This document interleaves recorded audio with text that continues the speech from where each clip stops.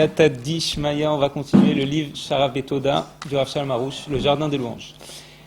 Donc, il nous rapporte maintenant, Rav Arush, que Rabbi Nathan il nous dit comme ça, l'élève de Rabbi Nachman, qu'il arrive qu'un homme, il passe des périodes très difficiles dans sa vie, où il a des problèmes, ou dans son corps, c'est-à-dire qu'il a des maladies, des choses très graves, Chas v'Shalom, ou dans son argent, ou avec des dettes et des graves problèmes de dettes, tout ça. Et donc c'est un moment, il dit, très très dur pour l'homme et pour sa famille. Il dit à ce moment-là, l'homme en général, qu'est-ce qu'il dit ? Il dit, Hachem, déjà j'arrive pas à te servir, en temps normal quand tout va bien. Et je ne pourrais pas non plus te servir dans les moments de difficulté. C'est encore moins je vais pouvoir te servir. Et Rabbi Nathan nous dit non. Il nous dit c'est exactement l'inverse. Si Akadosh Baruch Hu, il a envoyé la souffrance à cette personne-là, c'est pour lui, justement pour le réveiller, et parce qu'il sait que c'est que par cette souffrance qu'il va se rapprocher de lui. Et la Gemara, elle nous témoigne, elle nous dit, c'est sûr que quand quelqu'un il subit une souffrance à Kadosh Baruch Hu, c'est sûr que c'est pour son bien, c'est pour le rapprocher à Kadosh Baruch Hu. C'est sûr que cette épreuve-là, il pourra la passer. Et donc c'est exactement l'inverse. Quand on a une souffrance, c'est justement là, il nous dit le Rav Arush, qu'on doit se renforcer dans la Imuna, dans la Tfila, et vraiment dans l'étude de la Torah, pour passer cette épreuve et Chas v'Shalom ne pas perdre tout ce que Akadosh Baruch Hu veut nous donner par le bienfait de cette épreuve. Et il nous dit comme ça, il y a marqué dans Masechet Avodah Zara, la Gemara Avodah Zara, que Rabbi Abba, il a demandé comme ça. C'est quoi l'explication du pasuk qui a écrit dans Oshéa, qui dit Va'anochi evdem vema daberu alay kazavim. Est-ce à moi de les délivrer alors qu'ils profèrent des mensonges contre moi? Et il explique, c'est quoi? Qu'est-ce que c'est que ce pasuk-là? Il explique, à Kadosh Baruch Hu, moi, je veux les délivrer, le Ham Israël, en leur envoyant des difficultés dans leur argent. Des problèmes d'argent. Pourquoi je leur envoie ces difficultés en problème d'argent? Pour leur donner un plus grand Olam Haba. Ils vont subir des souffrances ici, mais leur Olam Haba, il va grandir. Et qu'est-ce qu'ils font? Il dit à Kadosh Baruch Hu, qu'est-ce qu'ils font quand je leur donne ces souffrances-là? Ils parlent contre moi. Ils disent des choses contre moi, ils disent à Kadosh Baruch Hu, il n'était pas juste, ou ils essaient carrément de me sortir de l'histoire et de me dire je ne suis pas là. Et donc Kadosh Baruch Hu, il est très en colère, et c'est une prophétie dans Oshéa. Il nous dit à la suite de cette prophétie, il y a encore un autre passage qui nous dit, et que Rav Papi, au nom de Rava, demande, c'est quoi donc ce passage? Vani sarti shrisakti zerota valiar chevu ra. Il dit, et moi encore à Kadosh Baruch Hu, j'envoie des souffrances à l'homme. Là, il ne dit pas des souffrances précisément sur l'argent, des souffrances en général. Et le Ham Israël, qu'est-ce qu'il fait? Il a dépensé. Qu'est-ce que ça veut dire? Il a dépensé contre Akadosh Baruch Hu. Il réfléchit sur la droiture d'Akadosh Baruch Hu. Est-ce qu'Akadosh Baruch Hu, ce qu'il fait, c'est bien? Et donc ça, c'est deux épreuves qui arrivent à l'homme. C'est ou sur l'argent, ou c'est des souffrances en général. Et l'homme, à ce moment-là, il peut ou parler avec sa bouche contre Akadosh Baruch Hu, ou pas parler avec sa bouche, mais parler juste avec son cœur à l'intérieur de lui, avoir des mauvais sentiments envers Akadosh Baruch Hu. Et ça, c'est une Torah qui est dans le Likutei Moharan, une Torah Vav, qui est la Torah fondamentale de la Tchouva. Quand on fait Tchouva, on doit lire cette Torah, parce qu'elle nous explique comment on va réparer nos fautes. C'est quoi l'essentiel pour réparer toutes nos fautes qu'on a cumulées dans le passé. Et il nous dit comme ça là-bas dans cette Torah, Veikar à Tchouva, c'est quoi l'essentiel de la Tchouva? Ishma biziono, idom veishtok. Écoutez les hontes qu'on subit, idom, ça veut dire en se taisant dans sa bouche, c'est en disant rien, et en se taisant dans son cœur, en n'ayant pas de pensée contre Akadosh Baruch Hu. C'est exactement ces deux passouk-là qui nous montrent ça, qu'il ne faut ni parler contre Akadosh Baruch Hu, ni penser contre Akadosh Baruch Hu. Et quand on va accepter les hontes qu'Akadosh Baruch Hu nous envoie, là automatiquement, les fautes elles sont réparées. Parce que quand on subit une honte, il y a le sang qui monte à la tête. Et ce sang-là, ça purifie, ça nettoie. Et justement, alors là-bas il explique, c'est quoi ces hontes qu'on peut recevoir? Il y a plusieurs types de hontes. Mais les deux essentiels, c'est la honte que tout le monde connaît. C'est par exemple quelqu'un, il vient et il commence à dire du mal de moi, ou qui me fasse honte en public, devant ma femme, devant mes enfants, tout ce qu'on veut, il y a plein de situations possibles. Il dit, quand dans cette situation-là, je dis rien, et je dis, c'est Akadosh Baruch Hu qui l'a voulu, je me tais, je ne regarde pas la personne qui est devant moi, c'est que Akadosh Baruch Hu qui est devant moi, il n'y a personne d'autre. Hachem, il veut m'aider à réparer mes fautes, là, il est nettoyé, là, la personne, elle est nettoyée. Et il dit, le Biur HaLikutim, qui est le livre de Avram ben Rav Nachman, qui est un descendant de Rabbi Nachman, il dit comme ça, il dit que ça, c'est une partie des hontes, mais la plus grande de toutes les hontes, il nous dit comme ça, il nous dit, c'est que quelqu'un, quand il fait tchouva, automatiquement, qu'est-ce qu'il a envie quand il fait tchouva? Il voit la beauté de la Torah. il voit comment il doit se comporter, il voit qu'il doit être joyeux, il voit qu'il doit plus se mettre en colère, il voit qu'il doit connaître toute la Torah, qu'il doit prier, faire des mitzvot, etc. Mais qu'est-ce qui se passe à ce moment-là? Akadosh Baruch Hu, il dit, attends, toi pendant 20, 30 ans, tu m'as oublié, tu as fait toutes les bêtises possibles et imaginables. Maintenant, tu veux rentrer, tu veux avoir tout. Tu veux tout de suite rentrer dans le palais du roi et bénéficier de tout et tout de suite rentrer et avoir une file extraordinaire et être parfait dans tous tes comportements, etc. Non. Pour l'instant, je te laisse de côté. Pour l'instant, tu vas vouloir, tu vas dire à Akadosh Baruch Hu, je veux te servir, je veux faire ta volonté. Tu vas le prier, tu vas essayer, mais Akadosh Baruch Hu, il va empêcher. Il va pas laisser la personne réussir. Et il dit cette honte de vouloir faire et qu'Akadosh Baruch Hu, il nous empêche de réussir.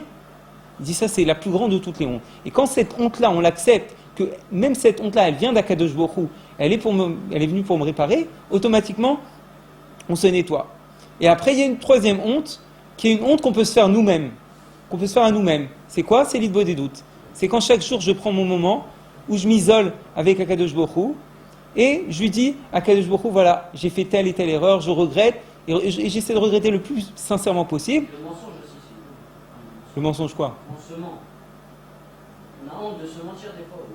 Même ça, ça fait partie. J'ai plus envie de mentir. Mais Akadosh Baruch Hu, il ne me donne pas pour l'instant la possibilité de plus mentir. Parce qu'il faut savoir qu'une personne, comme le dit Rabbi Nathan, elle ne peut pas changer tant qu'elle n'a pas suffisamment prié sur quelque chose. Il dit, ou une personne n'a pas suffisamment prié, ou elle n'a pas prié du tout, c'est tout. Il n'y a que ces deux possibilités-là. Si elle n'a pas changé sur quelque chose, c'est qu'elle n'a pas suffisamment prié. C'est qu'elle ne s'est pas suffisamment soumise à Akadosh Baruch Hu et voulu bien se comporter. Donc maintenant, il faut qu'il patiente. Il a fait tchouva, il faut qu'il patiente, ça va prendre du temps. Donc à chaque fois qu'il va vouloir faire quelque chose et qu'il ne va pas y arriver, c'est une honte. Donc, et la troisième honte, qui est celle qu'on peut se faire à nous-mêmes, et qui évite de subir toutes ces autres hontes, c'est de faire idbo des doutes soi-même, de s'isoler devant Akadosh Baruch Hu, et de dire à Akadosh Baruch Hu, je veux faire tes tchouva, aide-moi à faire tchouva, et d'essayer de regretter le plus profond de son cœur. Et par cette tchouva-là, on se nettoie, et automatiquement, toutes les fautes de notre passé sont nettoyées au fur et à mesure. Bien sûr que ça ne se fait pas en une journée, il ne faut pas rêver, mais au fur et à mesure, on est nettoyé, et quand ça y est, on s'est bien nettoyé comme il faut, Akadosh Baruch Hu dit maintenant, j'ai vu que tu m'étais fidèle et que tu veux vraiment me servir. Parce que tu as voulu pendant des années, chaque jour tu es revenu, quand tu as voulu rentrer par la porte, je t'ai jeté, tu as essayé de passer par la fenêtre le lendemain, et ainsi de suite, chaque jour tu as tenté une nouvelle stratégie, chaque jour tu es revenu, maintenant je vois que véritablement, tu mérites de rentrer dans le palais du roi, et là, à partir de ce moment-là, Baruch Hashem, la personne, elle prend un plaisir extraordinaire dans la voie d'attacher. Mais ça, il faut savoir que ça prend du temps. Ça prend du temps, et c'est pas parce qu'on a une barbe, un chapeau ou tout ce qu'on veut, qu'on y est. Ça peut prendre des dizaines et des vingtaines d'années selon les fautes qu'on a fait dans le passé, etc.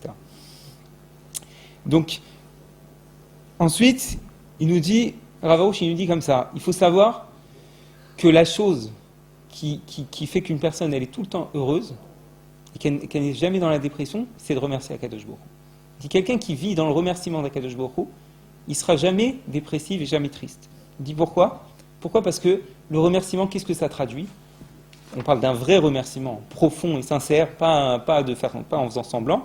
Ça traduit que je reconnais que tout ce qui m'arrive, c'est Akadosh Baruch Hu qui me le donne. Que tout ce que j'ai de bien, c'est Hachem. Que tout ce qui me manque, c'est Akadosh Baruch Hu. Et donc, comme je sais que tout vient d'Akadosh Baruch Hu, je le remercie parce que je sais qu'il veut mon bien. Comme la halakha le dit, tout ce qui fait Akadosh Baruch Hu, c'est pour le bien.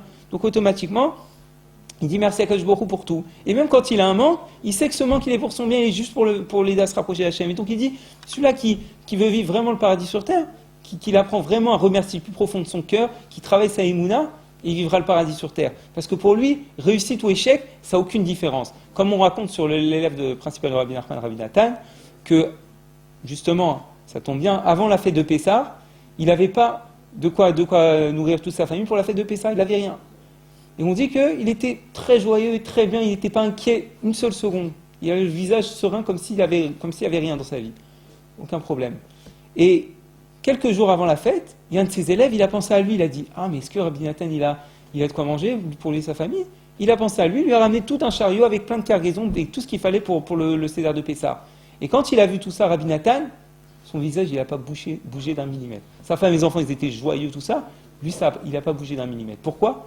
Parce qu'il savait, quand il n'y avait pas, c'est Hachem et c'est le mieux qu'il y a pour moi. Et quand il y a, c'est Hachem et c'est aussi le mieux qu'il y a pour moi. Il n'y avait aucune différence pour lui. Il vivait déjà ce qu'on appelle dans la période de Mashiach. Parce que Mashiach, c'est ça. Mashiach, on va voir, il n'y a que du bien. Il n'y a plus Baour Dayana Emet et Atov Vametiv. Il n'y a plus quand je souffre, je dis Hachem, il est juste. Et quand ça fonctionne, je dis c'est pour le bien ce que tu fais à Kadosh Baruch Hu. Il n'y a plus ça, il n'y a que c'est pour le bien. Et donc lui, il vivait déjà dans cette prina-là, dans ce niveau-là. Pourquoi? Parce qu'il avait inclus en lui le remerciement et la émouna, que tout ce qu'il fait à Kadosh Baruch Hu, c'est pour le bien. Et là, je veux rapporter une petite histoire, je vais vous la lire, un petit maasé qui s'est passé avec Ravarouche. Je vais vous lire parce que sinon, je ne me souviens pas de tous les détails. Il dit comme ça, il y a un avrère qui est venu me voir, un étudiant de Torah, il est venu me voir, il m'a dit comme ça. Monsieur le rabbin, dois-je aussi remercier pour mes erreurs? Est-ce qu'il faut que je remercie Akadosh Baruch Hu pour le fait d'avoir fauté, pour le fait de mal me comporter? Alors comme ça, il lui a répondu Ravarouche. Il a continué, il a dit, mais... Oui, il lui a dit, repens-toi, Ravarouche, et remercie ensuite pour les erreurs. D'abord tu te repens, ensuite tu remercies. Et il lui a répondu l'Avrère, il lui a dit, mais j'ai chuté, et je me suis vraiment égaré. Et il lui a répondu Ravarouche, j'ignorais que tu existais réellement dans ce monde. Je pensais que rien n'existait hormis Hachem, mais maintenant j'apprends que tu existes aussi. Bon, c'est très bien, Dieu merci, nous avons découvert quelqu'un d'autre dans ce monde. Il lui a dit comme ça, Ravarouche, il lui a dit, je savais pas qu'il y avait quelqu'un d'autre à part toi sur terre, à part Akadosh Baruch Hu sur terre. Non, bon, Hachem, je sais que maintenant il y a Hachem et il y a toi. Pour lui faire comprendre, il a voulu lui faire comprendre, redescends sur terre, arrête de croire que c'est toi. Et après il lui a dit, bon, viens, je vais t'expliquer bien exactement pourquoi il faut remercier. Il a dit, voilà c'est quoi ton erreur. Il a dit, tu as chuté, tu as commis une certaine faute, tu t'es embrouillé. Tu penses devoir te désoler et regretter pour endosser la responsabilité de ta faute. Tu as parfaitement raison d'endosser la responsabilité de ta faute. Chacun il doit endosser, j'ai fait telle et telle et telle erreur. D'accord. Mais il lui a dit, car à t'entendre, on pourrait croire que ton contrôle est total et que ton erreur dépendait de toi, de ta force de ne commettre aucune erreur. C'est pourquoi tu éprouves des difficultés à comprendre comment remercier pour une telle erreur. Comme il pensait que ça dépend que de lui, la réussite, que de Koré Osem Veyadi, la force de mon bras, alors il a commencé à se désespérer et il pensait que c'est impossible de remercier pour mon erreur. Alors il continue à Barouche et il lui a dit comme ça, arrête-toi et réfléchis un instant. Sur quoi dois-tu le plus exercer ta responsabilité? Quelle est la racine de ta faute? C'est quoi la source de la faute? Il lui a dit comme ça, c'est ton manque de foi, ton orgueil de croire que le monde entier est entre tes mains. Alors que tu as complètement oublié Hachem. Cette faute a causé ton absence de prière, ou au moins sa réduction. Tu n'as pas demandé, comme il convenait, l'aide divine pour dominer ton mauvais penchant. Et c'est pourquoi tu as chuté et commis cette faute. L'échec final est le résultat d'une faute pire que l'incroyance, ton orgueil et ton manque de foi. Il lui a dit, voilà, pourquoi tu as fauté, et la racine de toutes les fautes qu'on fait, sans aucune exception, c'est l'orgueil et le manque de Emouna Kadosh Baruch Hu. C'est l'orgueil de croire que moi, je vais pouvoir me débrouiller tout seul, et que moi, je vais pouvoir y arriver. L'Agmaral nous dit, si Akadosh Baruch Hu, il ne vient pas en aide à l'homme, il ne peut pas dominer les Tzara. Ça ne sert à rien, il peut toujours rêver, il ne pourra jamais dominer les Tzara. Les Tzara, c'est un ange. On a un ange devant soi, nous on a un être humain de chair et de sang, et on croit qu'on va réussir à combattre les Tzara, quand il y a une difficulté, on va plus se mettre en colère, ainsi de suite. On croit qu'on va y arriver. Non, l'Agmaral nous dit, si on ne demande pas l'aide à Akadosh Baruch Hu, on ne peut pas y arriver. Il lui a dit, c'est ça. Tout ça, c'est ton erreur. Pourquoi tu n'arrives pas à remercier sur ton erreur? Parce que tu n'as pas la émouna, que ton erreur, elle provient de ton orgueil et de ton manque de prière. Parce que tu crois que ton erreur, elle provient de toi. Que toi, tu avais la possibilité, avec tes forces, de te débrouiller tout seul et de bien faire les choses. Donc, automatiquement, tu ne vas pas remercier pour la faute.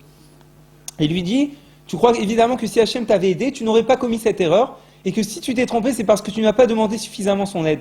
C'est pourquoi tu peux te repentir sincèrement maintenant, et te confesser, maître du monde, j'ai fauté, j'ai dévié, je me suis rebellé, je suis coupable d'avoir fauté, l'essentiel de la faute repose sur moi, car j'ai oublié que je ne suis rien sans toi.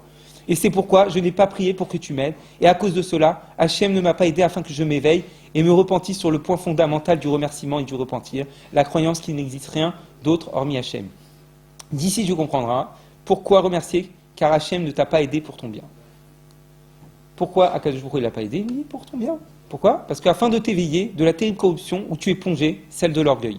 Dis donc, Créateur du monde, merci beaucoup de m'avoir pas aidé. Merci beaucoup pour mon erreur. Je sais à présent que je ne suis vraiment rien. Jusqu'à présent, je pensais exister, mais tu m'as montré que je n'étais rien et que je suis nul sans toi. Aide-moi à toujours prier pour chaque chose et donne-moi la force de subjuguer son mauvais penchant. Il lui a dit maintenant, si Akadosh Baruch Hu, il t'a pas aidé, c'est justement pour ton bien. Parce que il faut savoir qu'il y a une notion qui n'est pas toujours bien connue. C'est quoi l'orgueil? L'orgueil, en fait, il n'y a pas qu'un orgueil, il y a deux orgueils. Il y a un orgueil qu'on appelle l'orgueil du haut et un orgueil qu'on appelle l'orgueil du bas. L'orgueil du haut, c'est l'orgueil qu'on a l'habitude qu'on pense habituellement. C'est-à-dire, j'ai réussi, je dis c'est moi qui ai réussi, je suis meilleur que lui, etc. etc. Tout ça, ça s'appelle de l'orgueil du haut qui vient de la réussite. Mais il y a un orgueil du bas qui est la tristesse. C'est la même chose. Seulement, pourquoi je suis triste? Parce que je crois que ça dépendait de moi. Et que maintenant j'ai échoué, je dis, mais je suis un nul, je vaux rien. Je vaux rien, je suis un nul et je m'attriste. Et c'est le même orgueil parce que ça part sur la même base, sur la base que je crois que ça dépend de ma force. Il lui a dit comme ça. Maintenant, voilà, quand je te dis repens-toi et remercie après, repens-toi d'abord sur ton orgueil et sur ton manque de émouna, sur le fait que tu n'as pas cru en moi. Et après, tu peux remercier Akadosh Baruch Hu automatiquement parce que tu sais que tout ton problème, comme on l'a déjà dit, comme le dit Rabbi Nathan, c'est parce que tu n'as pas assez voulu et tu n'as pas assez prié. C'est tout. Si tu faisais ce qu'il fallait au niveau de ta prière et tu te soumettais à Hachem et tu croyais en Akadosh Baruch Hu, que Bémet, tout dépend de lui, toi, ta vie, elle changerait totalement et tu ne tomberais pas de nouveau dans ces erreurs-là. Et il dit c'est pareil, c'est exactement ce qu'il a dit aussi à un autre Avrère qui lui a dit, j'arrive pas à me lever. C'est pareil, remercie pour ça. Mais c'est chacun dans chaque domaine de notre vie.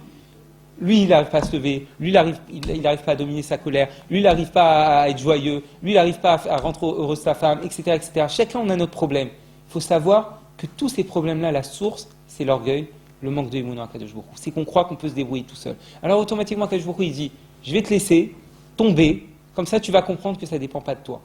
Parce que s'il le laissait réussir, la personne, elle s'enorgueillerait, elle dirait c'est moi, et elle ne se rapprocherait jamais d'Hachem. Par contre, quand elle échoue, certes, elle peut tomber dans la tristesse et se désespérer, mais elle peut aussi se dire, finalement, ça ne dépend peut-être pas de moi.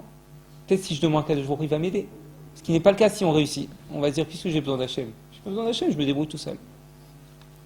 D'accord. Et on voit cette notion-là, tout particulièrement chez Yaakov Avinu. Yaakov Avinu, comme ça, il lui arrivait que quand il est parti de la maison de Lavan, il devait repartir et il savait qu'il allait rencontrer Esav en chemin. Et il a eu un peu peur. Et donc, qu'est-ce qu'il a fait à ce moment-là? Il a pris Akadosh Baruch Hu pour qu'il le sauve de la main d'Esav. Il a dit Katonti Mikol Achasadim. Il lui a dit, je suis indigne de toutes les faveurs. Et le Zohar Kadosh, il dit, qu'est-ce qu'il a voulu dire à Yaakov? En yisrout levakesh mimecha klum. Je n'ai aucun mérite pour te demander quoi que ce soit.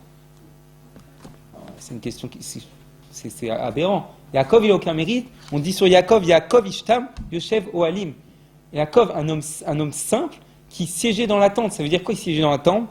C'est-à-dire que pendant 14 ans, pendant jour et nuit, il étudiait la Torah non-stop sans dormir dans la tente. Et Ishtam, c'est quoi? C'est-à-dire que c'était quelqu'un qui avait une émouna parfaite. Il avait une émouna extraordinaire. Il vivait tout le temps en Kiddush Hashem. Et on nous dit, il a demandé, je suis indigne de toutes les faveurs, j'ai aucun mérite, aide-moi Kadosh Baruch Hu, sauve-moi par ta bonté. Comme Moshe Rabbeinu, sauve-moi par ta bonté gratuite. Et de ça, on voit que ce principe-là, il est essentiel, de prendre conscience que tout ce que j'ai dans ma vie, toutes les réussites, tous les bienfaits qu'il me donne à Kadosh Baruch Hu, c'est que lui qui me les donne. C'est pas moi qui réussis. Yaakov, il avait quoi son orgueil? Il avait quoi de dire, j'ai étudié 14 ans la Torah, fait par mon mérite. Non, il savait même ça, même ce cadeau pour étudier 14 ans la Torah, c'est Akadosh Baruch Hu qui lui a donné. Et on le voit encore aussi, juste avant de quitter la maison de Lavan, qu'est-ce qui se passe? Lavan, il vient et lui dit, ça faisait 20 ans qu'il travaillait chez lui, il dit, quel salaire tu veux? Alors il lui a dit comme ça, Imata rotse, are et atson shelcha vekol akeshen sheim nikudot yesheli. Si tu veux bien, je vais prendre tous les moutons qui ont des points dessus. Il a dit ok Lavan. Mais qu'est-ce qu'il a fait ce malin de Lavan? Parce qu'il faut savoir que Lavan, ça veut dire blanc. Lavan, ça veut dire le blanc. C'est-à-dire que quand tu le vois, tu as l'impression que c'est quelqu'un de blanc, de propre, de magnifique. Vraiment, on peut lui faire confiance totalement. Mais en fait, son intériorité, c'est, quand on prend le mot à l'envers, Naval.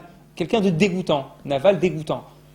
Donc tout ce qui paraît extrêmement bien et intérieurement, il est dégoûtant. Et qu'est-ce qu'il lui a fait à Yaakov? Quand il a vu qu'il n'était pas là, il a pris tous les moutons qui avaient ses points, il les a donnés à ses fils, il a dit partez. Et quand Yaakov il est venu, il n'a plus vu de moutons. Qu'est-ce qu'il a fait Yaakov? Il n'a rien dit. Il dit ça vient d'Akadosh Baruch Hu, c'est Hachem qui le veut, je vais prier Hachem. Il a commencé, il a de nouveau prié de la même manière. Katonti mikol achasadim. J'ai aucun mérite, exauce-moi et fais que, de nouveau, les moutons, ils ont des points. Et Akadosh Baruch Hu, il a écouté sa prière, il a fait qu'il y a de nouveau des points qui ont poussé sur les moutons. Et Lavan, quand il a vu ça, Il a dit non, mais tu ne parlais pas de ces points-là, tu me parlais de ceux-là. Il a encore tourné l'affaire. Yaakov, il n'a rien dit, il a dit ok. Il a encore pris Akadosh Baruch Hu pour qu'il change comme il a dit la vanne, les points comme il a dit la vanne. Et il a changé les points et ainsi de suite. Il faisait tourner en rond comme ça la vanne, sans cesse. Et à chaque fois, il demandait à Akadosh Baruch Hu, donne-moi un don gratuit, j'ai pas de mérite, donne-moi totalement gratuitement. Et ça, c'est vraiment une notion vraiment extraordinaire que si chacun, on l'intègre, vraiment on vit en peur de Mashiach, parce que c'est vraiment la mida comme là on voit de Yaakov Avinu, mais aussi celle de David Améler qui est le roi Mashiach, dont lui va descendre le Mashiach Bezrat Hashem le jour, que lui vivait toujours en remerciement, en louange à Akadosh Baruch Hu. On prend le livre des Télim, c'est que des remerciements et des louanges à Akadosh Baruch Hu, malgré toutes les souffrances. Il faut vraiment le lire, le livre des Télim, avec les commentaires et voir vraiment toute l'histoire de David Améler, toutes les souffrances qu'il a subies. Juste une, qui est vraiment juste pour montrer la force des souffrances qu'il a subies. Son propre fils Avshalom, il a violé quasiment toutes ses femmes à David Améler, il l'a poursuivi pour le tuer, son propre fils. Et tout le livre des Télim, c'est que des louanges à Akadosh Baruch Hu, que des remerciements à Akadosh Baruch Hu. Et ça, véritablement, c'est la lumière du Mashiach. Et tout celui qui veut saisir cette lumière du Mashiach et de nos jours, tout de suite, sans entendre le Mashiach concret, parce que, comme on l'a dit la semaine dernière, le Mashiach vient dévoiler la royauté d'Hachem. Nous, normalement, on n'a pas besoin de Mashiach.